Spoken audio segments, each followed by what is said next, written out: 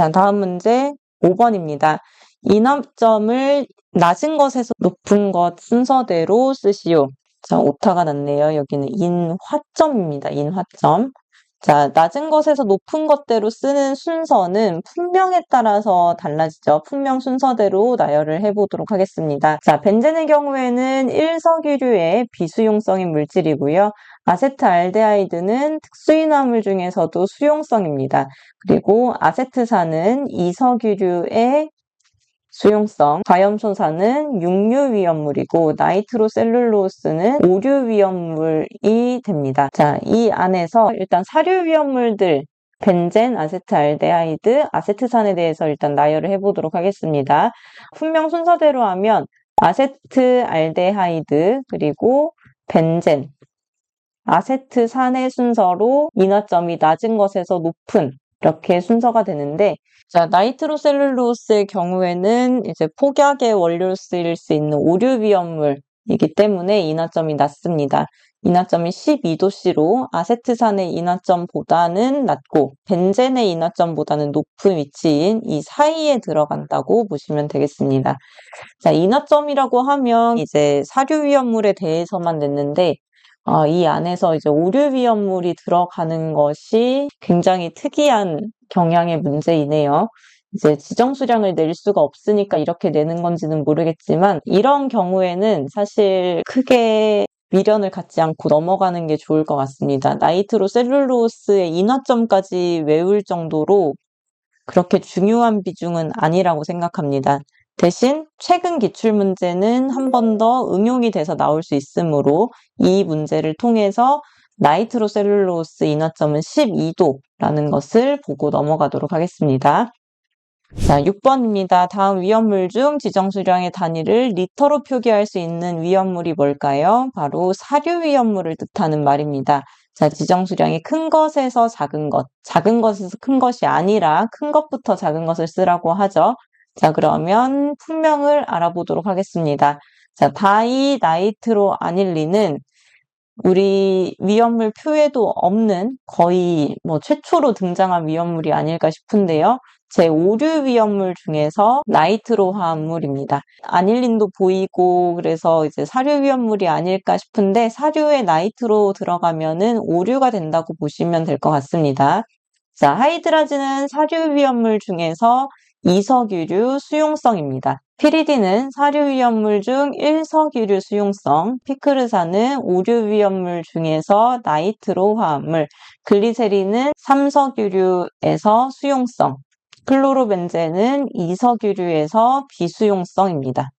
그러면 사료위험물에 해당하는 하이드라진, 피리딘, 글리세린, 클로로벤젠 중에서 지정수량이 가장 큰 것은 3석유류인 글리세린이 가장 크고 수용성에 해당하는 하이드라진, 그 다음에 비수용성인 클로로벤젠, 그 다음에 1석유류 수용성인 피리딘 순서대로 써주시면 되겠습니다. 일단 인화점을 물어보는 이런 것들 중에서 인화점이나 지정수량에 대한 것들 중에서 이렇게 큰 것부터 작은 것 순서대로 쓸 수 있는 것들은 이제 경향으로, 품명으로 구분을 하시면 좋겠고, 이것에 대한 인화점이나 이런 세세한 것들을 암기하시는 거는 최후에 해야 하는 그런 내용인 것 같아요. 하나하나 다 암기하지는 마시고 이런 품명에 대한 경향성 정도로 보시면 좋을 것 같습니다. 자, 7번입니다. 자체 소방대에서 화학 소방차가 몇 대가 필요한지, 자체 소방대는 몇 명이 필요한지를 쓰시오. 자, 제조소나 일반 취급소에서의 기준은 제사료위험물을 취급하는 지정수량이 3,000배 이상인 제조소 일반 취급소가 자체 소방대를 설치하는 기준이고, 5개 탱크 저장소에서는 사료위험물을 취급하는 50만 배 이상인 저장소가 자체 소방대를 설치해야 하는 기준입니다.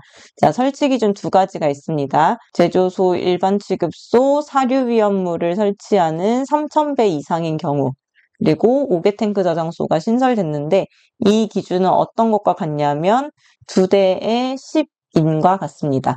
그리고 12만 배 이상, 24만 배 미만, 24만 배 이상, 48만 배 미만입니다.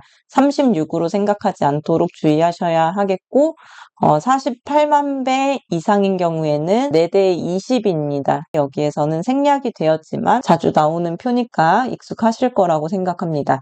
자체 수방대 이 빈칸에 들어가는 숫자뿐만 아니라 조건까지 같이 정리해 주시기 바랍니다. 네, 8번 보도록 하겠습니다. 분자량이 227이면 폭약의 원료이고 햇빛에 다갈색으로 변하고 벤젠과 아세톤에 녹는 물질, 햇빛에 갈색으로 되는지 이런 것들은 큰 힌트가 되지 않고 분자량이 힌트가 됩니다. 우리 분자량 구했을 때 227이 나오는 것은 트리니트로톨루엔이고 229가 나오는 것이 트리니트로페놀입니다. 이 분자량 한번 구해보도록 하시고, 그래서 트리니트로톨루엔에 대한 문제입니다. 구조식은 그림으로 그리는 것이기 때문에 C6H2NO2가 3개 있는 CH3를 하면 이거는 시성식이 되고, 이 상태를 그림으로 그리는 C6개는 육각형의 동그라미 CH3를 쓰고 NO2, NO2가 되는 이런 식을 써주셔야 합니다.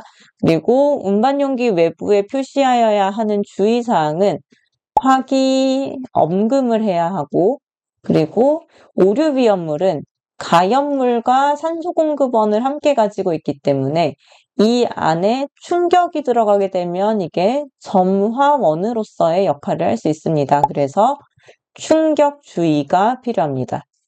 주의사항 게시판에서는 화기염금이나 물기염금 중에 하나만 사용할 수 있으므로 화기염금이라는 주의사항을 가지고 있으니까 게시판은 화기엄금을 사용할 수 있습니다. 예전 같았으면 이 문제에 지정수량을 꼭 물어봤을 텐데 확실히 지정수량을 안 내면서도 오류위험물을 물어보려는 그런 노력들이 많이 보이고 있습니다. 이번 시험에서 만약에 지정수량을 물어보게 된다면 꼭 문제 보관하는데 좀 도와주시면 좋겠습니다.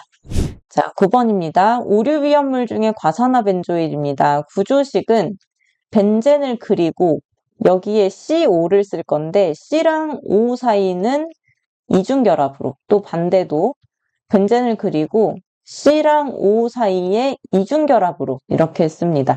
그 사이를 O 2개로 연결한 게 과산화벤조일의 구조식이고요. 옥내저장소의 바닥 면적의 경우에는 위험 등급이 1등급일 때, 그리고 사류 위험물 중에서 위험 등급이 1등급, 2등급일 때, 그 다음에 위험 등급이 2등급, 3등급일 때, 사류 위험물 중에서는 3등급일 때 각각 바닥 면적 1000제곱미터, 그리고 2000제곱미터로 합니다.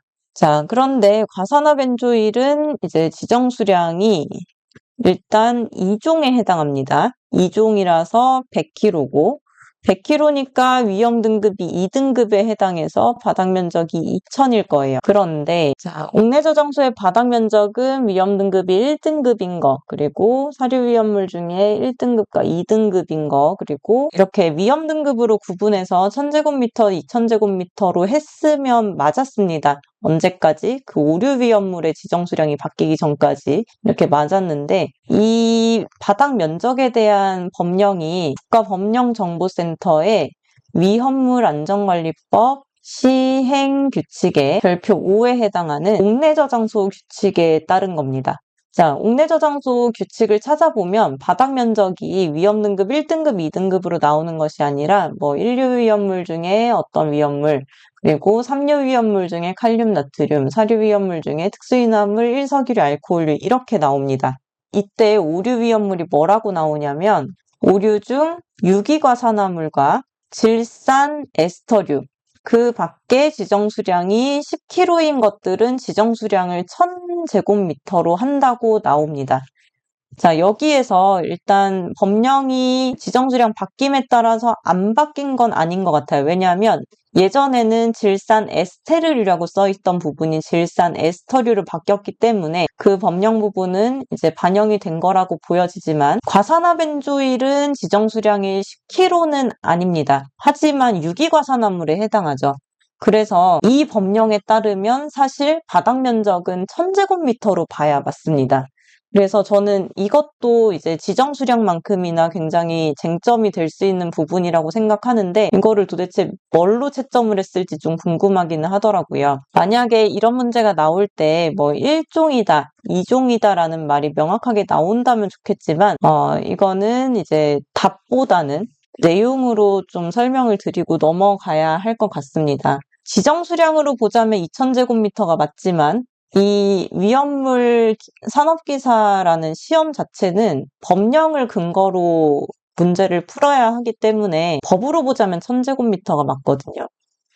그래서 바닥 면적은 1000제곱미터로 하겠습니다. 왜냐하면 과산화 벤조일은 유기과산화물이기 때문에 대신 지정 수량에 따라서 2000제곱미터로 볼 수도 있을 것 같습니다. 위험 등급은 이게 1종이라고 하면 1등급, 2종이라고 하면 2등급 이렇게 되겠죠. 근데 이제 국가 위험물 정보 시스템에 따르면 이제 100kg, 2종이니까 위험 등급은 2등급에 해당하겠습니다. 한 번에 다 바뀌었으면 좋겠는데 왜 남겨둔 건지 조금 의문스럽기는 해요. 나중에 좀 개정이 되지 않을까 생각합니다. 자, 10번입니다. 위험물의 보온에서의 열분의 반응식을 쓰시오. 과염수산 나트륨의 경우에는 1류죠. 1류 과산화 칼슘 1류, 아염수산 나트륨 1류 전부 다 분해돼서 산소를 발생하는 산화성 물질들입니다. NaClO4가 분해됐을 때 NaCl과 O2가 되고요. 과산화 칼슘은 CaO2가 분해돼서 CaO와 O2가 됩니다. 아염수산 나트륨은 ClO2인데 NaCl과 O2가 됩니다. 자, 여기에서 위정계수법 해주셔야 하고 개수는 112 그리고 CaO2는 221 그리고 NaClO2는 그대로 111의 개수를 가지게 됩니다. 자, 11번의 위험물 중 동식물유류를 건성유와 불건성유로 구분을 합니다. 자, 건성유, 반건성유, 불건성유인데 건성유는 아이오딘 값이 130 이상인 것, 그리고 반건성유는 100에서 130인 것, 불건성유는 100 미만인 것을 의미합니다. 자, 건성유에 해당하는 것은 대정상 해동아들, 반건성유는 반면청쌀, 옥채 참콩이고, 불건성유는 굴, 소, 돼지, 고래, 올리브팜, 땅콩, 피자. 자, 이렇게 되는데 건성유는 여기에서 동유와 들기름이 되겠고 불건성유에 대해서는 야자유, 피자에서 자가 야자유고요. 올리브유 이렇게 두 개가 되겠습니다. 실린더유는 사석유류에 해당합니다. 사료위험물 중에 사석유류입니다. 기어유도 마찬가지로 사석유류입니다. 자, 탄화알루미늄이 물과 반응해서 생성되는 기체에 대해서 쓰는 겁니다. 탄화알루미늄에 대해서 쓰는 문제가 아닙니다.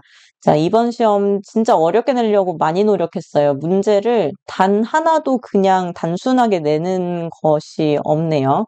자, 탄화알루미늄이 물하고 반응하면 Al4C3가 만나서 AlOH3가 나오고 CH4가 됩니다.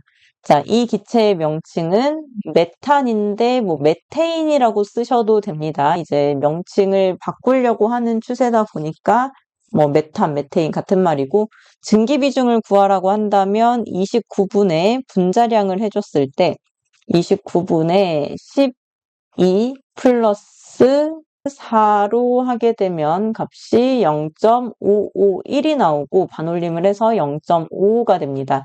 이때 단위는 없습니다. 증기 비중은 단위를 기재하면 안 됩니다.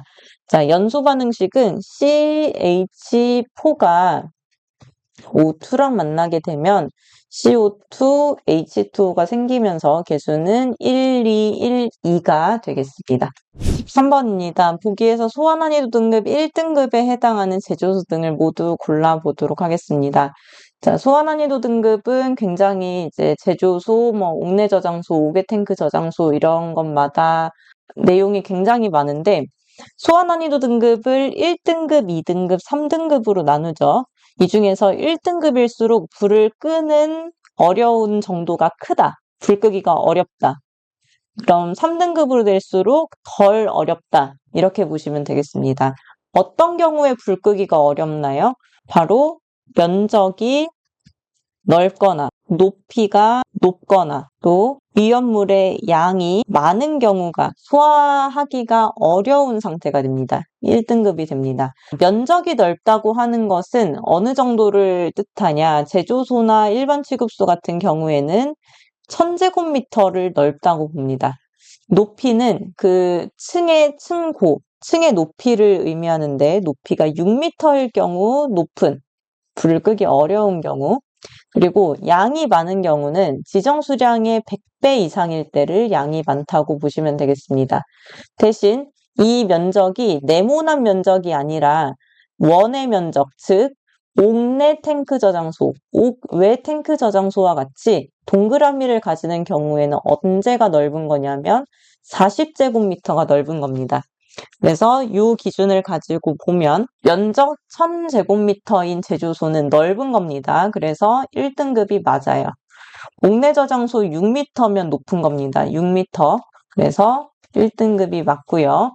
그리고 이송 취급소, 여기는 파이프로 연결된 곳이기 때문에 한쪽이 불이 나면 그 파이프를 따라서 다 탈 수 있어서 이송 취급소는 그냥 단순하게 모든 대상이라고 써 있습니다. 이송 취급소는 어떤 숫자에 관계없이 무조건 위험한 겁니다. 무조건 불 끄기가 어려운 거고 파이프에 불 난다고 생각해 보세요. 그러면 이제 어려운 불 끄는 장소가 되겠죠.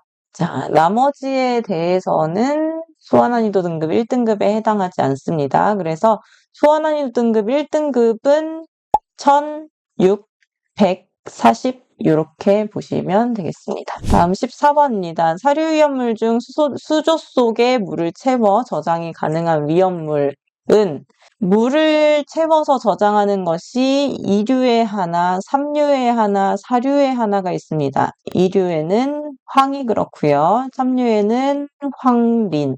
황이 아닙니다. 인입니다. 인. 그리고 사료 위험물은 이황화탄소입니다. 그래서 사료 위험물 중에 수조 속에 물을 채우는 것은 CS2입니다. 자, CS2가 산소랑 만나면 CO2, SO2가 됩니다. 이때 품명은 특수 인화물이 되겠죠. 저장하는 철근 콘크리트의 최소 두께는 0.2m입니다. 이 0.2m라는 두께가 또 어디에서 나왔을까요? 위험물과 관련된 문제 중에서 0.2m의 두께로 하는 것은 뭘까요? 오늘 문제에도 나왔었습니다. 방유제의 두께도 0.2m입니다. 아까 방유제 내용 할 때 높이는 0.5에서 3m, 넓이는 8만 제곱미터. 자, 그 안에서 바로 0.2m는 방유제의 두께라고 나왔습니다. 그 두께는 또 어디에서도 나오느냐? 이황화탄소의 수조의 두께도 같다라고 보실 수 있겠죠. 위험물은 자꾸 비슷한 숫자들이 많이 나옵니다. 그리고 같은 문턱이라고 하더라도 제조소의 문턱인지 판매 취급소의 문턱인지에 따라서 미터도 달라지고 그런 같은 숫자가 어느 경우에 있는지 어떤 장소에서 숫자가 어떻게 달라지는지 이런 것을 보시면 되겠습니다.